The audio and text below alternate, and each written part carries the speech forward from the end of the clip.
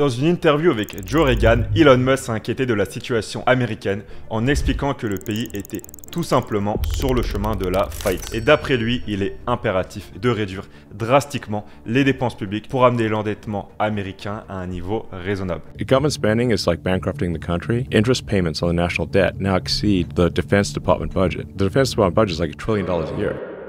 Bonjour à vous et bienvenue dans cette vidéo. On va voir le projet d'Elon Musk sur le Dodge pour réduire la dette américaine. Donc, je m'appelle Nicolas Domnesque, j'ai étudié à Paris Dauphine et HEC Paris en finance, j'ai travaillé en banque d'investissement, j'investis depuis 2017. En 2024, j'ai créé e-Investing, c'est une académie dans laquelle on accompagne les particuliers à investir en bourse. Et dans cette vidéo, on va analyser le rôle potentiel d'Elon Musk au sein du gouvernement américain et voir quelle est sa position vis-à-vis de la dette américaine. Donc dans cette vidéo, on a pris vraiment beaucoup de temps pour entrer en détail, donc je vous invite à la regarder jusqu'au bout et à vous abonner pour plus de contenu. Comme vous le savez, Donald Trump a récemment remporté les élections présidentielles américaines et l'un des artisans majeurs de cette victoire est Elon Musk. Musk, ça a été le plus grand donateur pour le camp des républicains lors de cette dernière campagne en effectuant plus de 270 millions de dollars selon les dernières informations. Et il se peut que ce qu'il ait donné en réalité soit beaucoup plus gros que ce qui a été révélé, on va dire, publiquement. Et bien évidemment, Elon Musk ne fait pas ça juste par charité, par hasard. Il a établi une relation privilégiée avec Trump au cours de cette campagne. La victoire de Trump a permis au cours de bourse déjà de Tesla d'exploser à la hausse et a fait d'Elon le premier homme avec une fortune de plus de 400 milliards de dollars. C'est énorme. Désormais, Elon joue un rôle actif au sein de l'administration américaine, comme l'a confirmé la création du DOGE, donc le Department of Government Efficiency. Donc c'est en effet ce que Trump a annoncé il y a quelques semaines. I will create a government efficiency commission tasked with conducting a complete financial and performance audit of the entire federal government and making recommendations for drastic reforms. Et Elon, parce qu'il n'est pas très occupé, a accepté de diriger ce groupe de travail. Et le Dodge est très actif sur X, donc Twitter, en expliquant dans un tweet du 10 décembre que le gouvernement fédéral dépense 80% de son budget IT de 100 milliards de dollars dans des systèmes obsolètes. Alors, quel sera le rôle d'Elon Musk au sein de l'administration américaine ? Donc déjà, d'après mes recherches, Elon Musk a deux motivations principales. Premièrement, c'est de réduire le déficit. Et la deuxième raison, c'est de déréglementer. Commençons par le déficit public. Un État en gouvernement génère des revenus et subit aussi des dépenses. Lorsque l'État souhaite dépenser plus qu'il ne gagne, cela crée un déficit et il doit s'endetter auprès d'investisseurs pour stabiliser les comptes. Le problème des États-Unis est que les déficits s'accumulent tous les ans depuis l'an 2000. Par exemple, pour l'exercice fiscal 2024, le gouvernement a généré 4,92 trillions de dollars de recettes, mais a dépensé 6,75 trillions de dollars. Au niveau des recettes, donc déjà, les recettes américaines proviennent à 49% de l'impôt sur le revenu des particuliers, 35% des taxes de sécurité sociale, 11% impôt sur les sociétés, et après le reste, c'est d'autres petites sources, comme par exemple les droits de douane, les taxes sur les successions, etc. Au niveau des dépenses, on a 22% qui vont à la sécurité sociale, 14% à la santé, 13% aux intérêts de la dette, 13% au Medicare, 13% à la défense et 10% pour le chômage. Et le reste dans d'autres secteurs comme prestations aux anciens combattants, l'éducation, etc. Évidemment, puisque les déficits s'accumulent tous les ans, le gouvernement doit émettre tous les ans des obligations, c'est-à-dire de la dette. Au bout du compte, au 5 novembre 2024, la dette nationale américaine totale s'élève à 35,9 trillions de dollars. Et l'augmentation de la dette est d'autant plus grave que plus la dette augmente, plus les taux d'intérêt accélèrent. C'est un effet boule de neige à l'envers. En effet, plus la dette augmente, plus la charge des intérêts devient lourde, ce qui diminue encore la capacité de remboursement. Et dans ce cas, le pays entre donc dans un cercle vicieux. Et puisque les dépenses ont également tendance à augmenter, cela accélère encore davantage le déficit. Un autre problème est que depuis le Covid, l'inflation a fait son grand retour et les banques centrales ont été obligées de remonter les taux d'intérêt pour éviter que l'inflation ne s'emballe. Résultat des courses, faire rouler la dette devient de plus en plus coûteux. Par exemple, si le gouvernement américain emprunte 1 million de dollars à un taux de 1%, il doit chaque année payer 10 000 dollars d'intérêt. Sauf que, comme on l'a dit, le gouvernement est structurellement en déficit. Il doit donc réemprunter pour payer. Vous pouvez voir le problème arriver dans ce cas-là. Imaginons que les taux augmentent à 4% alors. Lorsque le gouvernement va remplacer sa précédente dette au taux de 1% avec une nouvelle dette au taux de 4%, au lieu de payer 10 000 dollars d'intérêt, il devra désormais payer 40 000 dollars d'intérêt. Et dans la même interview avec Joe Rogan, Musk a continué d'attirer l'attention sur ce problème. Il a expliqué que les paiements d'intérêt sur la dette nationale ont dépassé 1 trillion de dollars en 2024, dépassant même le budget du département de la défense qui est, pour rappel, le premier mondial avec environ 824 milliards de dollars de budget chaque année. Et Musk estime donc qu'il est urgent de réduire les dépenses gouvernementales pour éviter la catastrophe financière à venir. Et devant ce mur de dette, comment Musk compte-t-il procéder ?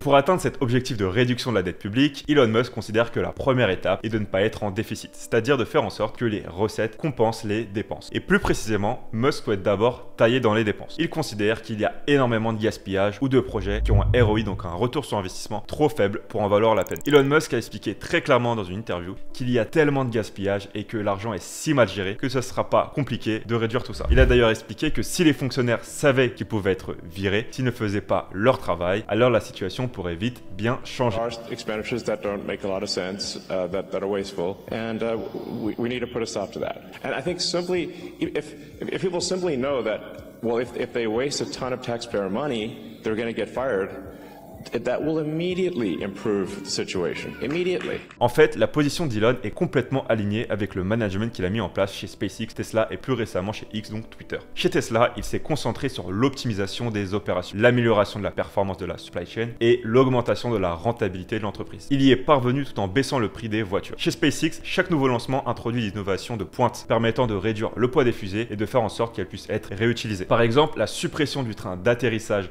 sur les fusées permet d'économiser du poids et d'améliorer le ratio coût-bénéfice lors des lancements. De manière encore plus radicale, chez Twitter, Musk a réduit de 80% les effectifs en maintenant les principales fonctionnalités de la plateforme. Ces initiatives n'ont pas été populaires, en particulier chez Twitter, chez les employés de Twitter, mais d'un point de vue opérationnel et d'un point de vue rentabilité, ça s'est révélé efficace. Et ce que Musk a fait pour ces entreprises, il veut désormais le faire pour les États-Unis. Mais concrètement, comment cela se traduira-t-il? Un premier angle d'attaque du Dodge consiste à consolider ou supprimer des agences. Et du coup, pour mieux comprendre ce que ça veut dire ces agences, parce que c'est un terme qui est plutôt vraiment spécifique aux États-Unis, il faut savoir que le gouvernement du coup fédéral des États-Unis comprend plusieurs branches. Une branche exécutive, une branche législative et une branche judiciaire. Chacune de ces branches comprend des agences fédérales. Et Musk a d'ailleurs fait remarquer que le gouvernement américain lui-même ne sait pas exactement combien d'agences fédérales existent. Il y en aurait environ 450, soit presque 2 fois plus que le nombre d'années d'existence des États-Unis. The government isn't even sure how many government agencies there are.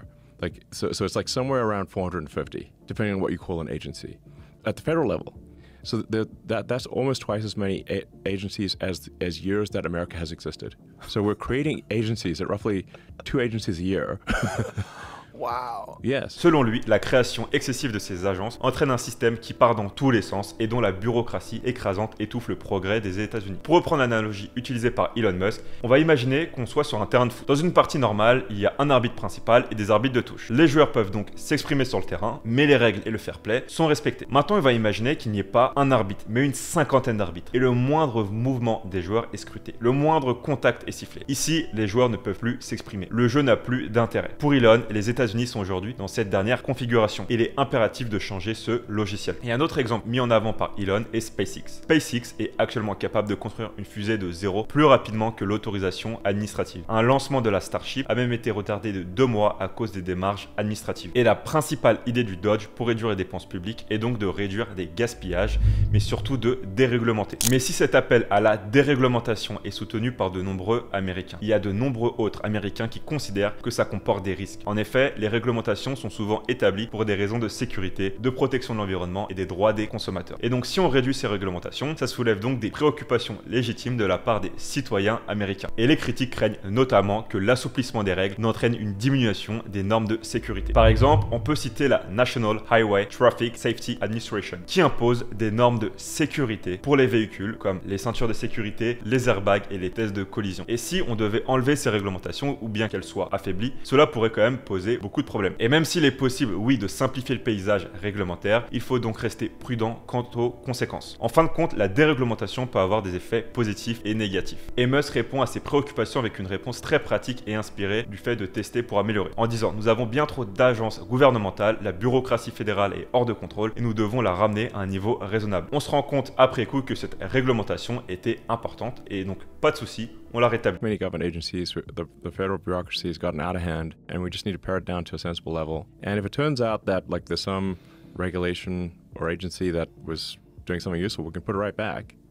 No problem. À première vue, c'est une bonne approche. On allège la réglementation et si on voit que l'effet est négatif, alors on la remet en place. En revanche, c'est très risqué parce que si on a une agence réglementaire qui est supprimée et qu'on réalise ensuite qu'elle était essentielle, il pourrait y avoir un laps de temps où les gens subiraient des conséquences préjudiciables. Dans certains cas, cet intervalle de temps pourrait même avoir de graves conséquences, de graves répercussions sur la sécurité publique, l'environnement ou d'autres domaines stratégiques. Et donc le but, c'est de trouver un peu un équilibre entre une réglementation et une déréglementation et c'est particulièrement compliqué et on ne peut pas tout effacer d'un coup de baguette magique. Aussi, une autre source d'inquiétude des Américains est la probable perte d'emploi de fonctionnaires américains. Parce que les États-Unis comptent aujourd'hui environ 20 millions de fonctionnaires. Et si des coupes drastiques de budget sont effectuées, les coupes d'effectifs pourraient suivre. Il est donc totalement compréhensible que cela suscite des inquiétudes. Et Musk tempère une fois de plus les arguments de ses détracteurs. D'après lui, les fonctionnaires licenciés pourront se reconvertir et se consacrer à des activités plus productives pour l'économie et plus créatrices de valeur. Et Elon Musk ajoute, peut-être qu'une indemnité de départ équivalente à quelques années de salaire serait une bonne idée. Et ça pour qu'il puisse prendre des vacances ou se reconvertir. Finalement, ce sont aussi les conflits d'intérêts entre Musk et l'administration qui inquiètent. Musk pourrait éventuellement détourner les réglementations à son avantage pour ses entreprises. D'autant plus qu'il a déjà exprimé sa frustration à l'égard d'organismes comme la FAA qu'il considère trop lente à approuver les lancements pour SpaceX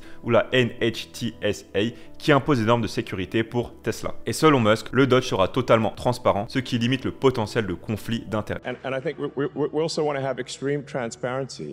You know, so like no shady backroom deals or whatever. Everything done in open, total exposure. Like you can see the mistakes that are made, the good things that are done.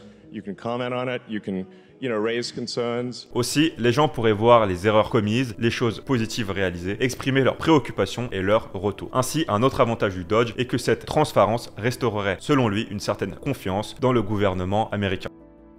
Pour résumer, l'objectif du Dodge est d'examiner toutes les dépenses fédérales et de se demander si elles profitent réellement au peuple américain. Si c'est le cas, on les garde, sinon on les supprime. L'investiture de Donald Trump vient de se faire le 20 janvier donc 2025. On va voir après comment ça va évoluer avec Donald Trump et le Dodge. Et on va suivre ça de près et si besoin, je vous referai une vidéo pour voir comment ça a évolué. Donc en bourse, les actualités comme celle-ci ont un poids énorme sur les fluctuations des actifs avec par exemple Tesla qui a bondi en flèche après l'élection de Donald Trump ou même la crypto Dogecoin qui a explosé à la hausse suite à ses annonces. Donc pour bien investir en bourse, plus on est instruit, plus on a une bonne compréhension des choses, plus c'est simple de faire les bons choix. Et si vous souhaitez aller plus en détail sur le développement de votre portefeuille en bourse ou même vous lancer en bourse pour savoir comment choisir votre portefeuille en passant par quel compte, quel broker, comment connaître votre profil de risque et concilier tout ça selon vos objectifs, j'ai réalisé une formation gratuite de 30 minutes dans laquelle j'explique comment faire pour bien investir en bourse en 2025. Donc si ça vous intéresse, je vous invite à cliquer sur le lien qui est dans la description de cette vidéo YouTube pour y accéder. Donc j'espère que cette vidéo YouTube vous a plu. Si c'est le cas, je vous invite à la liker, à vous abonner et on se retrouve dans une prochaine vidéo.